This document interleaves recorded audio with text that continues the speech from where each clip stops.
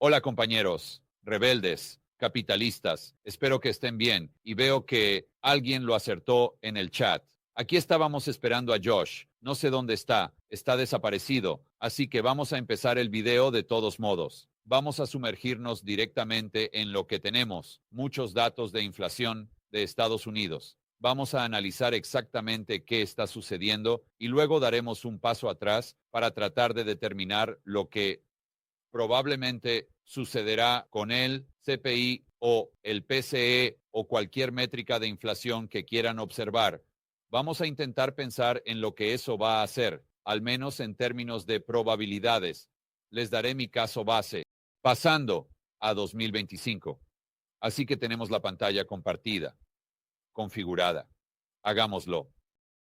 Y vamos a pasar directamente a dónde queremos empezar. Empecemos con Zero Hedge. Así que me encanta Zero Hedge. Bueno, creo que son fantásticos y los chicos de allí son geniales, pero tienes que entender que tienen un sesgo masivo hacia la inflación. No sé por qué. No sé por qué quieren tanto la inflación, pero lo que sea, simplemente lo hacen. Así que el indicador de inflación favorito de la Fed es más alto de lo esperado. Las ayudas gubernamentales se disparan a medida que los ahorros caen. Está bien, así que es cierto que el PCE básico, ahora no sé si ese es el favorito de la Fed, tal vez lo sea. Pensé que su favorito era el PCE general, pero podría estar equivocado, podría estar equivocado. Así que el PCE es definitivamente más alto de lo esperado, pero fue 2.7 en lugar de 2.6. Y como pueden ver, 2.7 no es exactamente un número impresionante. Ahora, siempre me gusta comenzar con un descargo de responsabilidad antes de hablar sobre el CPI o cualquiera de estos datos de inflación. Estoy totalmente de acuerdo en que estos números de inflación no son correctos. Lo entiendo totalmente. Pero lo que pienso es que la tendencia es correcta. Así que, como ejemplo, si miramos, tienen el CPI aquí, bueno, no lo hacen, pero realmente no importa. Si miramos el PCE general y vemos que llegó al 7%, y recuerdo el CPI general fue del 9.1% en julio y agosto de 2022. Creo que los precios año tras año estaban subiendo un 9.1%. De ninguna manera, absolutamente cero posibilidades. Estaban subiendo mucho más que eso en lo que respecta a las cosas que la mayoría de la gente compra. Pero creo que la tasa de inflación ha disminuido. Ahora, supongamos por un momento que la tasa real de inflación era del 15% cuando decían que era del 9.1. Está bien. Ahora dicen que en el PCE es 2.1. Ahora dicen que el CPI general es 2.4. Yo diría que probablemente está más cerca de 5, 6. Así que es absolutamente más alto de lo que admiten. Pero creo que lo que estamos tratando de enfocar aquí es la tendencia. Tenemos una tendencia que sugiera una reaceleración de la inflación. O tenemos una tendencia, aunque el número nominal sea inexacto, es la tendencia a la baja. Por lo tanto, una tendencia de desinflación y de nuevo, otro descargo de responsabilidad. Siempre que veo los comentarios de este tipo de videos, siempre escucho a la gente decir, George, estás absolutamente loco. Fui a la tienda de comestibles el otro día y todo lo que compro cuesta un 100% más que en 2019. Justo. No estoy en desacuerdo con eso. No lo soy. Pero ese no es mi punto. Mi punto es determinar si la tasa de inflación hoy, es más alta o más baja que en 2020.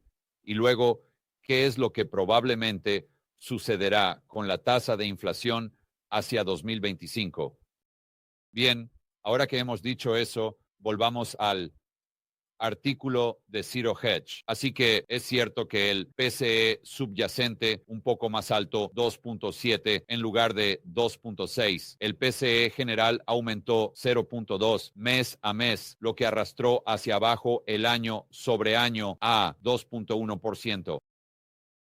Y creo que la Reserva Federal, cuando dice que tiene un objetivo del 2%, en realidad no se refiere al CPI general. Si no me equivoco, se refiere al PCE general. Y de nuevo, te guste o no, lo que tenemos que hacer es también dar un paso atrás y decir, está bien, no se trata realmente de lo que pienso. Se trata de lo que piensa el mercado. Y el mercado cree en estos números. Creen que son completamente precisos. Y así, si la Fed, su objetivo es 2% y estamos en 2.1, eso significa que el mercado cree que están muy cerca de alcanzar su objetivo. En términos intermensuales, el PCE parece estar acelerándose. No lo sé. Aquí es donde no estoy de acuerdo. Creo que están dejando ver un poco ese sesgo inflacionario. Y tengo un sesgo desinflacionario. No realmente. Lo tuve desde 2022. Pero, quiero decir, hemos acertado en eso. Así que si vuelves a mis videos de 2020 y 2021, definitivamente tenía un sesgo inflacionario, por supuesto. Pero el objetivo aquí no es tener un sesgo. Solo hay que mirar los datos y este año puedes estar en el campamento de la inflación. El próximo año puedes estar en el campamento de la desinflación. El año siguiente puedes estar en el campamento de la deflación. No es como si tuvieras que estar en el campamento de la inflación por el resto de la eternidad aquí. Especialmente cuando creo que ese argumento puede tener peso al comparar la inflación con la deflación. Pero cuando estás mirando la inflación frente a la desinflación, creo que debes ser ágil en tu enfoque. Debes ser objetivo. Y la razón por la que digo que es un poco diferente con la inflación y la deflación es porque si retrocedes y miras después de la Gran Depresión, es extremadamente raro que Estados Unidos esté realmente en deflación, incluso basándose en su cifra principal. No quiero desviarme demasiado del tema, pero creo que eso tiene mucho que ver con el salario mínimo, las prestaciones por desempleo, la seguridad social, etcétera. Es de notable importancia que dicen que la inflación cíclica está incómodamente estancada, extremadamente alta. No sé si es extremadamente alto, pero parece que está estancado, mientras que el segmento cíclico de la inflación ha vuelto a la normalidad. Ha vuelto a la normalidad, pero ves esta gran caída aquí. Y creo que posiblemente podrían tener quizás un error tipográfico aquí. Es de notable importancia el hecho de que la inflación cíclica está incómodamente alta, mientras que el segmento cíclico de la inflación, o querían decir acíclico, está bien. Entonces, quisieron decir que el segmento acíclico ha vuelto a la normalidad. Está bien, tiene sentido. Así que aquí es donde dicen que parece que esta medición de la inflación está acelerándose, está en aumento, está acelerándose. Creo que aún no hay un veredicto sobre si vamos a ser completamente objetivos. Y como puedes imaginar, concluyen revisando que, ya sabes, los empleos del gobierno y los salarios del gobierno han aumentado. Y eso está sesgando artificialmente los números hacia arriba. De hecho, Snyder hizo un video anoche. Creo que estaba escuchando el podcast esta mañana. Estaba en el gimnasio y él hizo algunos puntos excelentes. Hizo un análisis del PIB y una buena parte del PIB, el 2.8% que obtuvimos ayer, como resultado no solo del gasto gubernamental, sino del gasto gubernamental en guerra, en el ejército, lo cual es, vaya, y quieres hablar de una mala asignación de recursos, vaya, así. que el gobierno obviamente está tratando de inflar los números de cara a las elecciones, contratando a tantas personas como puedan, pagándoles más y luego comprando la mayor cantidad posible de bombas y tanques para inflar esos números principales. Así que obtienes la gente de CNBC, las cabezas parlantes que están haciendo todo el sketch de Saturday Night Live, ¿cómo lo llamamos? El JIMP. Y les dejaré, espero que realmente recuerden lo que eso significa. Eso es, no quiero decirlo en YouTube porque vamos a hacer una huelga, así que solo voy a mostrar el meme rápidamente aquí. Y entonces ustedes, cada vez que digo JIMP, ustedes saben exactamente de qué estoy hablando. Así que este es el JIMP justo aquí. Debería hacer eso, debería simplemente hacer eso. Mira, debería intentar perfeccionarlo en el espejo esta noche y simplemente sacarlo. Arriba. Siempre que la gente en CNBC se vuelve totalmente eufórica, todo se trata de lo que están haciendo con el JIMP. De acuerdo, volviendo al artículo de Zero Hedge, el gobierno está manipulando un poco los números donde puede, digamos, para asegurarse de que los comentaristas y todos los supuestos expertos estén JIMPeando.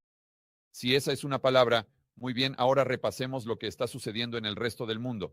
Así que esto es lo que está sucediendo ahora mismo hoy. Está bien, genial, tenemos eso. Sabemos que hemos tenido desinflación, aunque los precios todavía están subiendo, absolutamente 100, pero hemos tenido desinflación desde septiembre. En realidad no.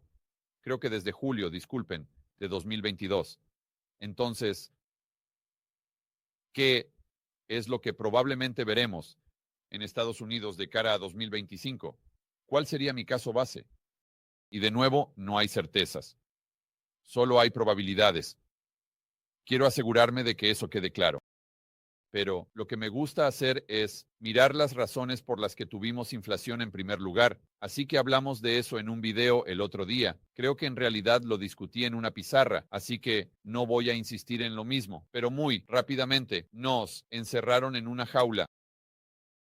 Está bien, así que aplastaron, destruyeron las cadenas de suministro globales. Ella tenía un gran problema del lado de la oferta. Distribuyeron cheques de estímulo y aumentaron el M2. Ahora, el grado en que aumentaron el M2 realmente no lo sabemos.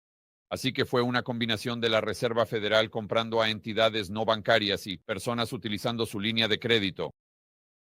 Pero creo que lo que podemos decir, si queremos centrarnos en los planificadores centrales allí, es que el gasto que hicieron en cuanto a los STEMIs tomó dinero de baja velocidad, incluso si no hubo un gran aumento en M2 como resultado de la Fed, y lo convirtió en dinero de alta velocidad al dárselo a personas con una alta propensión a gastar.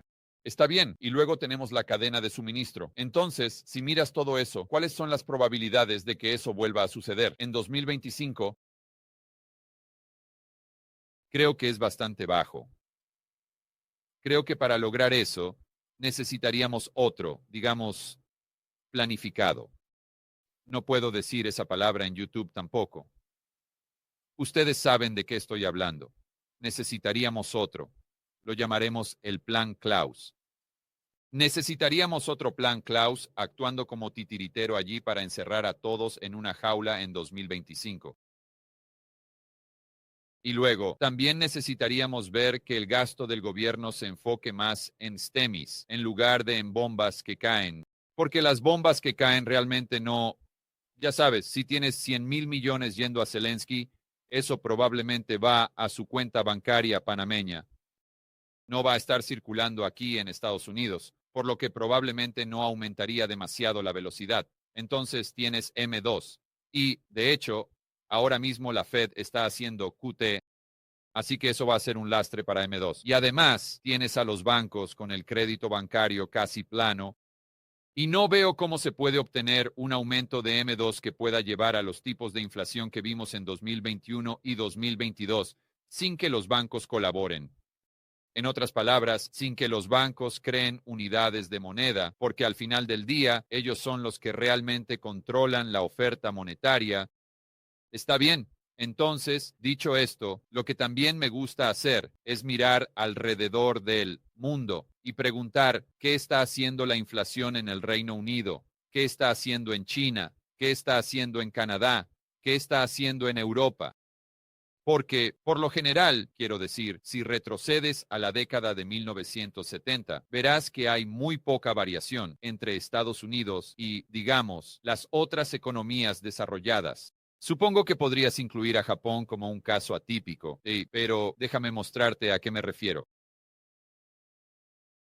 Así que aquí está, bueno, empecemos con Estados Unidos. Así que Estados Unidos, y he tratado de hacer comparaciones directas para ustedes, pero es un poco difícil con estos gráficos. Así que intentemos centrarnos en 1990, porque ahí es donde comenzamos con el Reino Unido. Creo que es un poco más tarde que eso en Europa. Así que en 1990 busquemos tendencias. Podemos ver que la inflación fue bastante alta, relativamente hablando, baja, y luego tenemos desinflación. Bueno, irónicamente, justo antes de la crisis financiera global, que sube ligeramente, y luego la crisis financiera global pone fin a eso, y luego tuvimos más desinflación hasta llegar a la enfermedad Cervazus. Bien, eso es Estados Unidos. Así que veamos qué pasó en Europa. Regresamos a 1990 o así, aproximadamente, y es exactamente lo mismo. Quiero decir, no está completamente alineado, pero es muy, muy similar. ¿No ves una divergencia masiva aquí donde sí vemos esa desinflación que observamos en Estados Unidos? Vemos ese aumento de la inflación justo antes de la crisis financiera global, y luego vemos una masiva desinflación hasta el punto en que parece que en realidad tuvieron deflación, a mediados de la década de 2010. Y luego vemos este gran aumento durante la enfermedad Cervazus. Ahora veamos el Reino Unido. La conclusión es la misma. Puede que hayas tenido un pequeño caso atípico aquí. No sé si tuviste un gran aumento después de la crisis financiera global como lo tuvo el Reino Unido, pero ves esta desinflación, ves el aumento antes de la crisis financiera global. Ves casi deflación, casi deflación. Y luego el gran aumento durante la enfermedad Cervazus, o casi exactamente. Y si sacáramos gráficos de otras economías desarrolladas, estoy dispuesto a apostar que verías algo muy, muy similar. Estoy hablando de Australia, estoy hablando de Canadá. Así que lo que me gustaría hacer, además de ese análisis que hicimos un poco antes sobre qué causó la inflación en 2021-2022. Veamos lo que está sucediendo en este momento mientras hablamos, utilizando la tasa de inflación en el Reino Unido como ejemplo. Inflación en el Reino Unido. Ahora, esto es del 16 de octubre, así que no estoy seguro si tienen datos más recientes que estos, pero no es tan viejo. La inflación en el Reino Unido cae al 1.7%, por debajo del objetivo del Banco de Inglaterra en 3 años. Así que están por debajo del objetivo del Banco de Inglaterra en este momento, al menos hasta el 16 de octubre. Ahora, esto probablemente subestima la tasa de inflación. Sí, pero de nuevo, estamos buscando la tendencia y estamos buscando los números que influirán en el proceso de toma de decisiones del Banco Central y del mercado en su conjunto. Si miramos la zona euro, veamos. Veamos la inflación. En Alemania,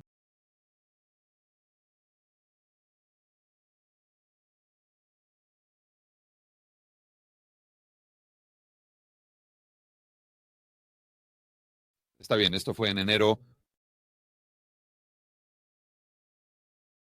y Google realmente está empezando a fallar. ¿Te has dado cuenta de eso? No sé si, si su impulso hacia la IA está afectando al resto de su negocio. Pero mira esto, esto es Google, inflación alemana, actual, actual, Google, 31 de enero, 1 de julio, 29 de mayo. Quiero decir, tenemos algunos aquí de diciembre de 2023.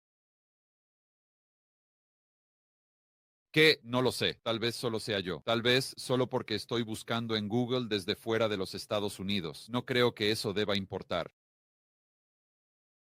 Pero Google está empeorando cada vez más.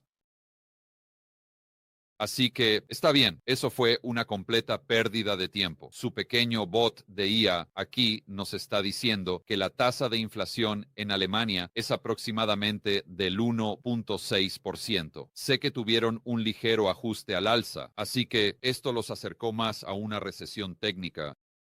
Pero la conclusión aquí es que, si no me equivoco, si Google no fuera tan malo, probablemente veríamos que la tasa de inflación en toda la zona euro imita lo que vemos en el Reino Unido. Y ustedes saben lo que está pasando en China. En realidad están luchando contra la deflación, lo cual es malo. Tipo de deflación. Y estos son números mensuales, aunque no, estos son números interanuales. Así que al principio de este año había una deflación real. Y ahora están solo ligeramente más altos. No quiero decir que estén mejor, pero están un poco más altos al 0.4%. Y esta es su versión del IPC principal, si no me equivoco. Si miras su versión del PCE o precios de productores. De hecho, hagámoslo porque están en deflación absoluta. Veamos. Precios de los productores. China. Esperemos que Google no falle de nuevo miserablemente.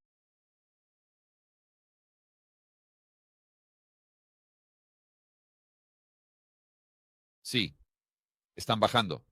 Esto realmente no me dice lo que estoy. Es solo que están bajando. Está bien. Es quizás un cambio porcentual. Ah, ahí vamos. Está bien. Así que en el cambio porcentual puedes ver cómo los precios de los productores están realmente disminuyendo. En otras palabras, deflación.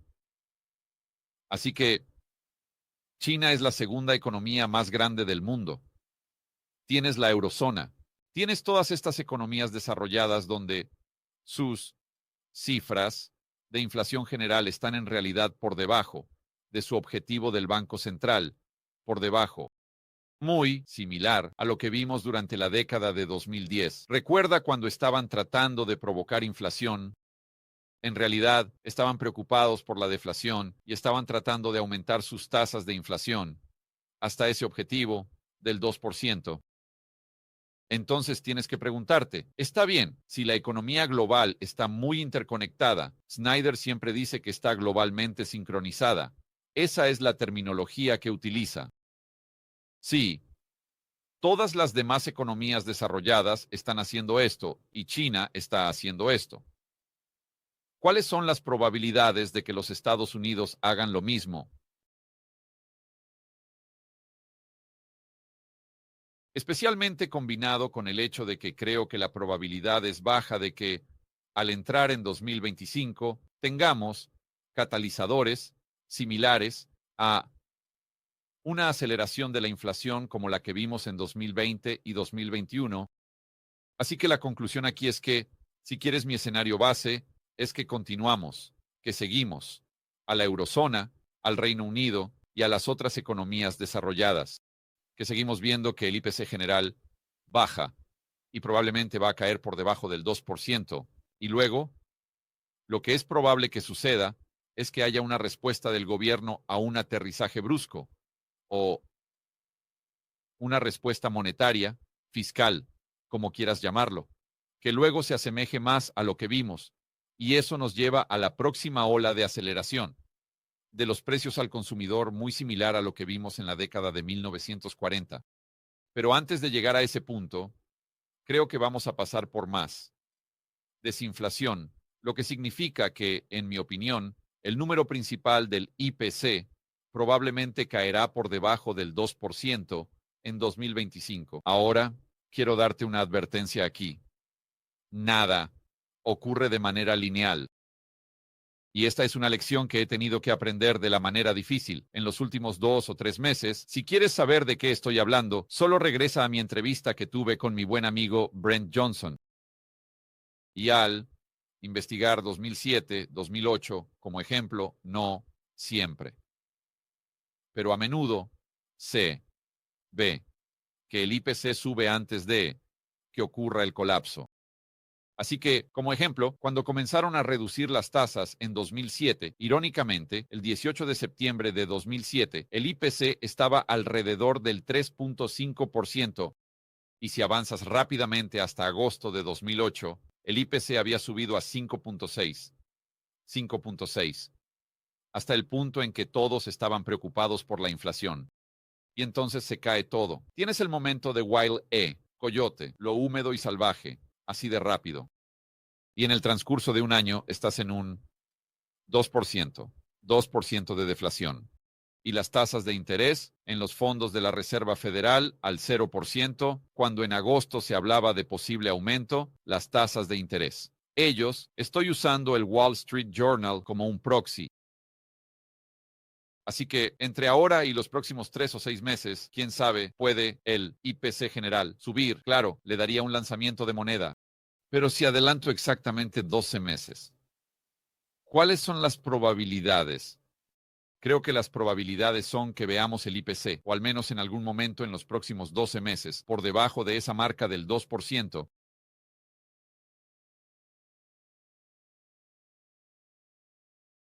Está bien, chicos, con esa bomba disfruten el resto de su tarde. Como siempre, asegúrense de defender la libertad, el mercado libre y el capitalismo. Nos vemos en el próximo video.